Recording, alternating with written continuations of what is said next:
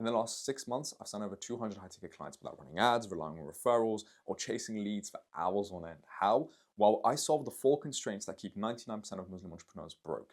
In this video, I break them down step by step so that you can unlock a system in your business that helps you sign clients like clockwork, even if nobody knows who you are. Assalamu alaikum, my name is Fedi Lecamus. I make these videos because I believe that Muslim entrepreneurs are the ones who are going to make the Ummah great again, and I believe the only way to make entrepreneurship easy is to make client acquisition easy, right? So that's kind of what the videos that I make.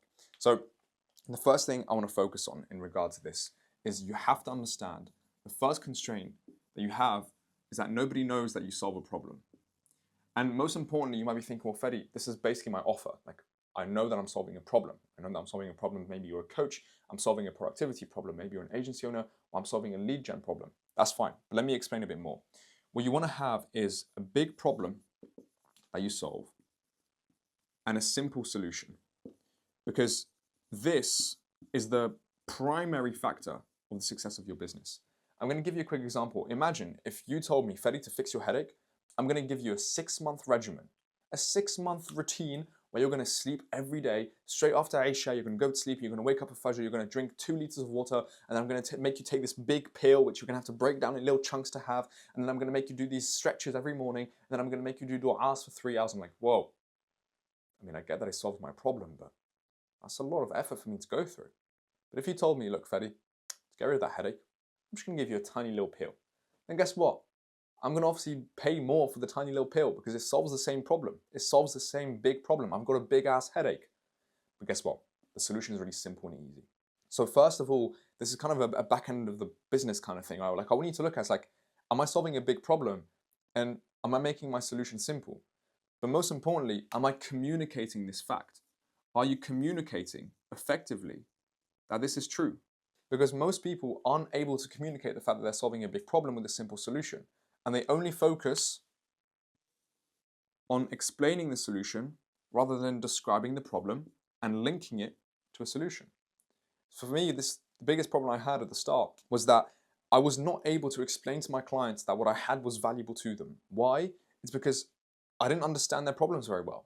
I knew the solution really, like I wanted to do lead gen for them, but I didn't understand what problems were they dealing with. They're not getting enough leads. That's not a problem. What's behind that? What does that affect? What does that affect in their business, right? Like, all businesses aren't getting enough leads, let's say. But what effect is that having on the founder? What effect is that having on the team? What decisions do they have to make in the business because they're not getting enough leads, right? Those are the real problems you want to look at because those are the things that keep them up at night. Now, the second stage to this, after you understand how to communicate it properly, is really ask yourself, like, am I selling something people want? Is this something my niche wants? I remember when I was outreaching, when I had my dental agency, in the UK, when I was cold calling dentists, none of them actually wanted more patients. None of them wanted more leads. None of them wanted more clients. All of them kept telling me the same thing. They're like, oh, well, if you could help us hire, that'd be amazing. If you could help us find a dentist, that'd be amazing. Every single dental practice, for some reason, just wanted more dentists. None of them wanted what I was selling them. So I had a choice here. It's like, do I change my offer to completely fit my market and become some recruiting agency for dentists, or do I go to a different market? And this is where I made the little switch for myself. Is that, okay, cool, in my market, nobody wanted my solution in the UK. So what I did was I pivoted to America, and all of a sudden, everybody wanted my solution. So oftentimes, when it comes to you solving a problem, you have to understand is like, who wants me to solve this problem? Because not everybody's going to want you to solve the problem. Now, you might not have it in the same way that I did, which is just changing location. It might be changing your ICP, right? Your ideal client profile, whatever you like to call it, right? In marketing. You might just have to change who you're selling to specifically. For example, if you sell to beginning AI companies, they have other problems that you might not be describing very well. They might not want your solution. But if you sell to tech firms, for example, that are now utilizing AI, your solution might be perfect for them. At the end of the day, you're still in the tech industry, you're still in the AI industry, but who you're selling to within that industry is slightly different. It could be, again, with coaches, right? If you're selling to coaches, or if you're selling to other entrepreneurs, what you want to focus on is like, what type of entrepreneur actually wants what I'm selling them? If you sell productivity and mindset, for example, as a coach, I can tell you now from my experience, no beginner wants that. They don't understand the value of mindset. But people who are making 5K, 10K, 20K, even 50K per month understand that, look, to get to the next level, it's probably going to be a mindset issue that I'm going to try and fix. So what you want to do is like, who wants my thing? Because it might be that who you're currently selling to, they don't want it. So of course, this is going to be a big constraint for your business because nobody, nobody wants what you're selling. So that's the first constraint. I wanted to keep it as short and sweet as simple for you to look at it and think about, well, how can I apply this in my business? So the next constraint, and this is one that Alex Hormozy talks about all the flipping time, which is you have to make yourself known. Do people actually know who you are? But of course, making yourself known is just a word. Like, how do I make myself known? So for me, the most important things is how can I make content? How can I do outreach? And where would my clients be? This is a really important thing. I always speak to people when they tell me, well, do you think this platform could work for my outreach? It's like, well, the first question you should ask yourself is this where my buyers are? Is this where my buyers are hanging out? For example, if you're going to be working with plumbers, why would you go on TikTok? You know this, it's logical, right? Why would you go on TikTok? No plumber is going to be on TikTok. But where would they be? Maybe they're going to be on LinkedIn if they've got like a big plumbing, like whatever they're called, plumbing agencies. Well, I don't know what they're called exactly, to be honest with you. But wherever they're going to be, you're going to want to be there. And that's where you're going to want to outreach and make content. You want to do them together because the thing that's going to happen is that people might see your content first. And what that's going to do is make your outreach more effective because this, as I show you in stage number 3, is going to build a lot more trust. But without the outreach, and if people just saw your content, you're not going to have that direct response, right? As Dan Kennedy said, if you can go to your clients but have yourself as the authority when you go to them, then the sale becomes easy. So what we have with content and outreach working together is us constantly pushing towards our prospects. Why? Because we want to have control and power, right? But most importantly, we do it while we have content so that we build some level of trust. Now, making yourself known is really simple, right? Hormozy prescribes 4 hours a day for you to advertise your business. I think about it very similarly. Although if you don't have 4 hours a day, that's fine. I look at it more as like a quality thing. It's like, okay, I could spend 4 hours doing the same activity again and again and again. But if I could quantify 4 hours into maybe 100 outreaches, if I could quantify 4 hours into doing 10 minutes of content and then doing other things, etc. Like if you could quantify this into a specific number that you aim for every day, I think it's going to help you be a lot more consistent. That's what I did personally for me. But the thing I ended up finding out was that for me, not being known was the number one reason that I wasn't reaching my revenue goals. I had an offer, but I wasn't doing enough outreach. And I know you've probably heard this before, right? But I want you to think about it in this logic. It's like, well, not enough people know what you're selling. Not enough people know that you have value to provide for them by solving a big problem with a simple solution. If you have more people know about this, then more people are going to buy. Think about it logically. If 1,000 people knew who you were and they knew what you were selling and they knew that you had something that could solve their problem, probably one of them is going to say yes, right? Probably one of them is going to buy. So why not aim to do 1,000? And guess what happens when you add the content to the mix is that instead of 1,000, it just becomes 100 because you already have that trust and authority.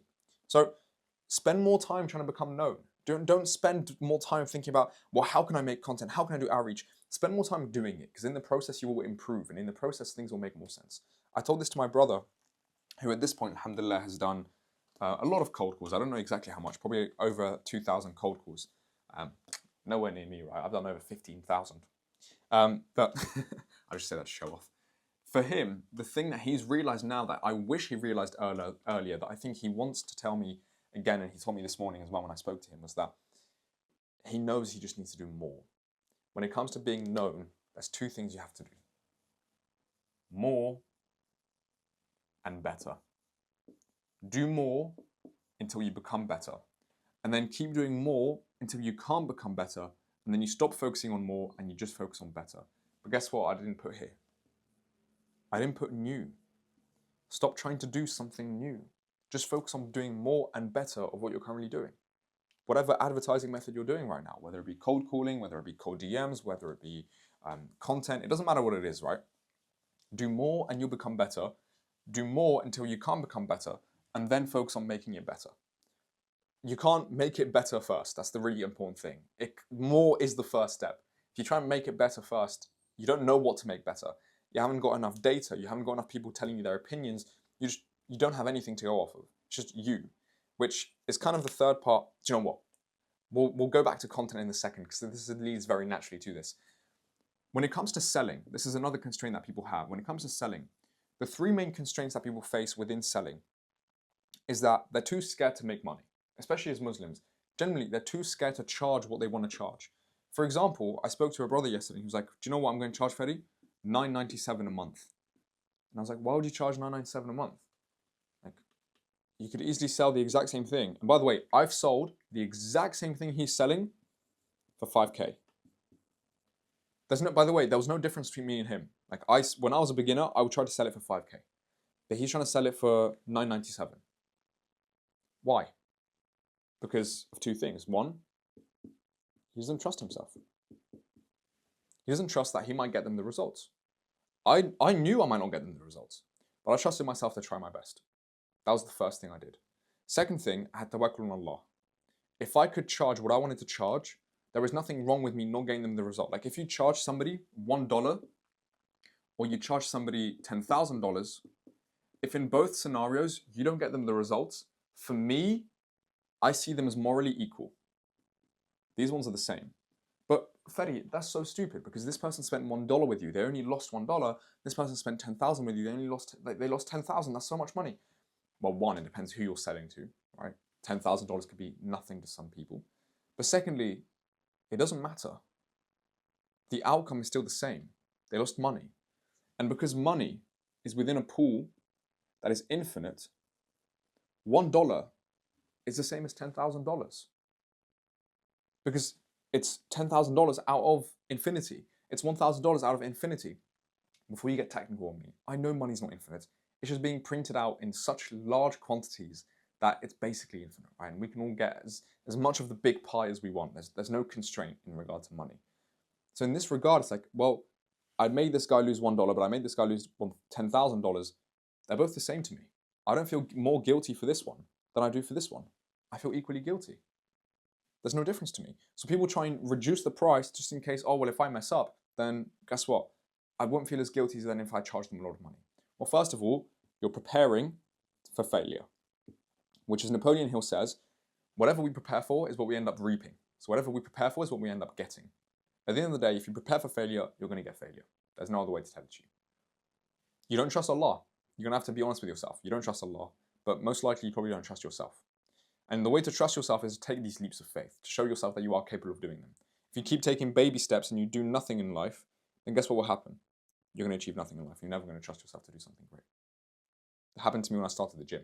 I had to just start going. Like once I started going, that's when I could build the confidence to say to myself, well, I go to the gym now, right?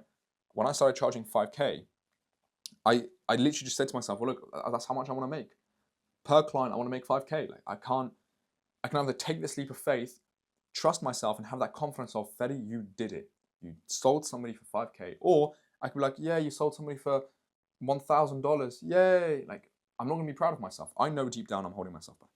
So the first thing is kind of this guilt around selling. And the other thing is selling out of your own pocket. I was speaking to one of my clients' students. I don't like the word clients, some of the guys I work with, because they're so lovely. And although they are technically my clients, I just feel like it's a student relationship, like a friendship as well sometimes. Although some of them are way too comfortable with me. Anyway, the main priority for him that I told him was to stop selling out of your own pocket. So we all have a wallet, a mental wallet, right? And in this wallet, we have a certain amount of money. Maybe in this wallet, we have $1,000. Now, if somebody were to come and pitch us something for $2,000, well, we'd say, well, look, I don't have that money. I can't buy the thing. But let's say we had $10,000 and somebody pitched us something for $2,000. Maybe the thing that this person is selling us, we think to ourselves, well, I don't value that. I don't really want that. So I'm not going to pay him $2,000. But the issue comes into play when you start putting your prospects into your wallet. So you start saying, well, if my prospect did have $10,000, they wouldn't want to spend it on this. They wouldn't want to spend it on me. Why would they spend on me? Well, $2,000 is a lot of money. It's a lot of money for me. Yeah, but it's not a lot of money for your prospect. But not just it's not a lot of money for your prospects. You aren't your prospect. You can't sell out of your own pocket because you're not the one who fills your pocket. You're not the one who fills your wallet. Your prospect fills your wallet. So sell to them on what they want at a price that you want to fill your wallet, right? Like imagine if I told you, I'm trying to draw like a £1 coin, there you go in the UK. If I told you that for every time you smiled, you got £1, you'd probably smile all the time, wouldn't you? And you smile all the time because you know this is going to happen 100%. Whereas when it comes to this, You base your decision off of what you would do. So all of a sudden, the certainty becomes maybe 10%. Oh, they're 10% going to say yes. 10%, oh, it might not happen. If I told you every time to follow a script, give the same pitch, and have the same tonality in your sales calls, and I told you if you did that every single day and you did it for every single sales call, you'd close $2,000, you'd do it. Unless you didn't see your prospect as a separate human being to you. Unless you connected your prospect and yourself. Because then you start thinking to yourself, well, I wouldn't do this. Well, I. It's not about you. Okay? The same way this is so successful to you is because nobody loses. This is simple. Like, you get £1 for every smile you give. Whereas this one, even though it's as predictable, you just follow a script, you pitch it well, you handle the objections. It's as predictable as smiling. Genuinely, sales is as predictable as smiling. You have the doubt because of you connecting your wallet and yourself to your prospects. So that's the second thing. Well, technically third overall. Now, one last thing when it comes to selling is that people are way, way too attached to the sell. And I have this little framework to stop that, and I want to show it to you now because I think it's a really simple framework that you'll find very valuable. The first thing you want to do is sell like a doctor. That's supposed to be the doctor's thing that they put in their ears. Although I think I made it look weird, but anyway, sell like a doctor, right? So sell and prescribe like a doctor. And then how would I do this one? Maybe let's draw a little brain.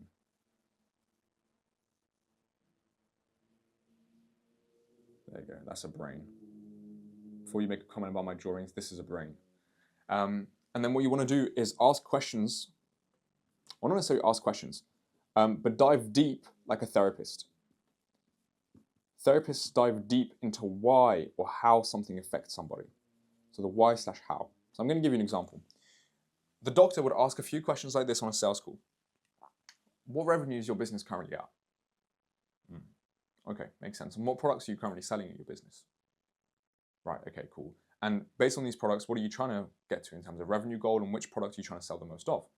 Okay, you're trying to sell this product and you're trying to get to that revenue goal. Okay, cool. Well, what's stopping you from getting there? Okay, I can see that. Now, after you ask the prescribing questions, the questions that prescribe like the pain, like it makes them admit the pain, it prescribes a problem to them, and most importantly, to be able to prescribe a solution for them later on, you want to ask, what effect does that have on you, like a therapist? Okay, well, I understand that right now your main priority is to get clients, but you've kind of been struggling to find a system that allows you to do that predictably.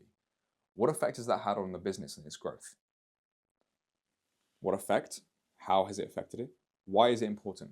Okay, well, what's so important to you to start the business? I mean, I assume you didn't start the business just because it's easier than working 9 to 5. We both know it's harder. Why did you start the business? You get why. Now, all of a sudden, what this guy does is this guy, like a bit like a detective, if you will, right? This guy reveals the pain. He's like, oh, okay, look, that's where the pain is. And just like in a magnifying glass, what the therapist does is it magnifies the pain 100 times. So a doctor will make you know, okay, well, this is where my pain is. My wrist hurts, my head hurts. But then the therapist would come and she's like, you've been having a headache for 6 months. How's that affected your day-to-day life? What have you been doing differently now that you've had this headache? Oh, well, I can't hang out with my friends. Oh, I can't stare at my laptop for long. Now, all of a sudden, the pain of the headache has become other things. A little tip I will give you this is when somebody admits a problem, you ask them, why is this important? You don't say, why is this important like 15 times, right? You just say like, why is this important? Well, what's it affecting in this regard? What's it affecting? Oh, okay, cool. Well, how is the sales being lower affecting your morale in your team? Oh, okay, it's doing this. All right, well, in the morale in the team, I assume obviously, when there's low morale, you might have people drop off, and maybe it's not as sticky when it comes to being able to keep what they call them, keep employees, right? Yeah, I've had to hire 12 people in the last year. 12 people in the last year. Oh, right, okay. Do you handle the people that you hire? Yeah, we handle everybody. So you have to let people go or people quit on you, and then you have to go out and find them? Yeah, that must be annoying, right? Yeah, it's really annoying. Like, you magnify the pain. And this is really simple because when you're selling, okay, and this is what you're doing as a doctor, like you're going to be selling the solution at the end because you're going to say, based on what you told me, this is what I believe is going to be best for you. Just like a doctor has the authority to tell you, based for your headache, I'm going to give you this little pill, right?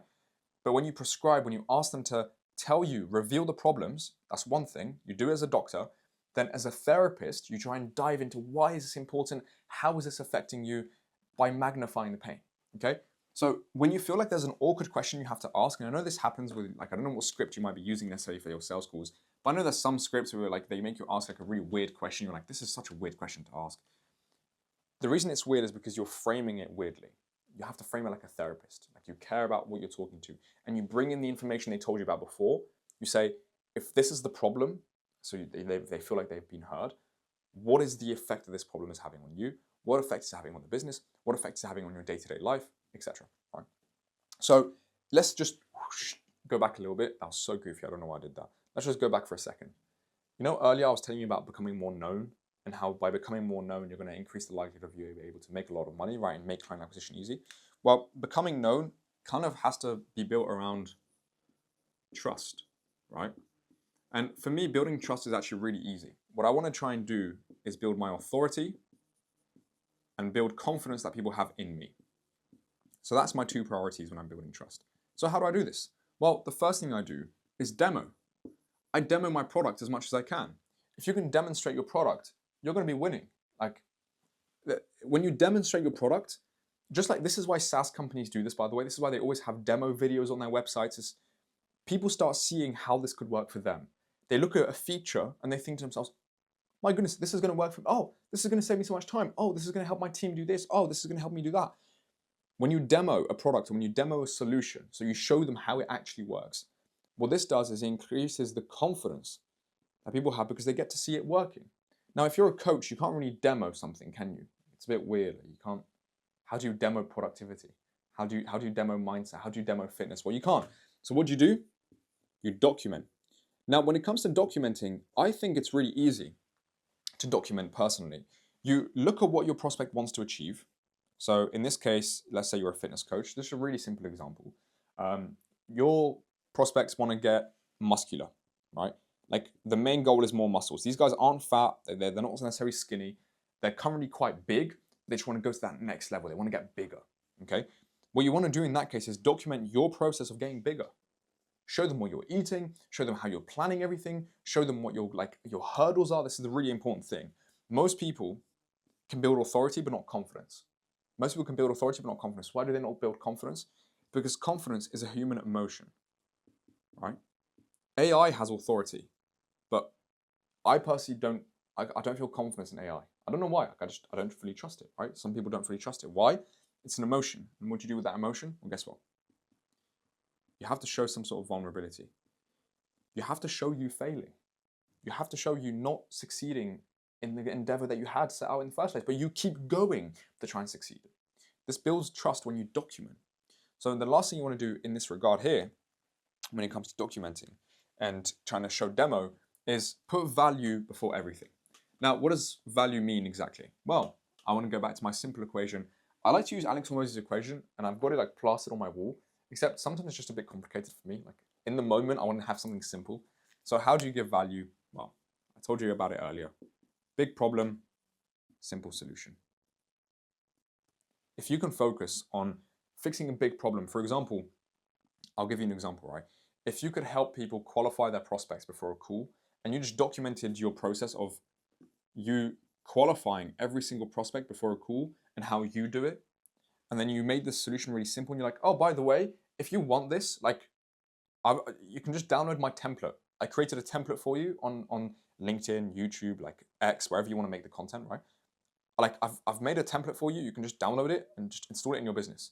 So now you've documented your process, which what has given what? It's given authority, and it's given them confidence in you. I'm going to start right.